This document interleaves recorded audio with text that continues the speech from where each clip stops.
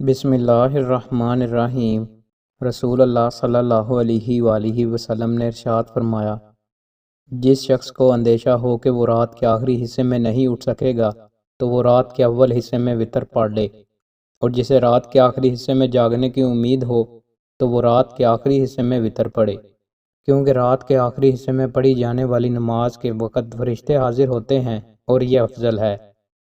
رسول اللہ صلی اللہ علیہ وآلہ وسلم نے ارشاد فرمایا، جب تم میں سے کوئی اپنے مسلمان بھائی سے ملے تو اسے سلام کرے، اگر ان دونوں کے درمیان کوئی درخت یا دیوار یا کوئی پتھر حائل ہو جائے پھر اس سے ملاقات ہو جائے تو چاہیے کہ اسے سلام کرے۔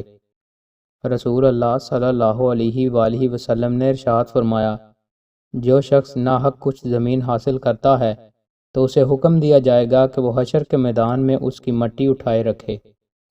رسول اللہ صلی اللہ علیہ وآلہ وسلم نے ارشاد فرمایا، منافق کی 3 نشانیاں ہیں، جب وہ بات کرے تو جھوٹ بولے، جب وعدہ کرے تو وعدہ خلافی کرے، اور جب اس کے پاس امانت رکھوائی جائے تو اس میں خیانت کرے۔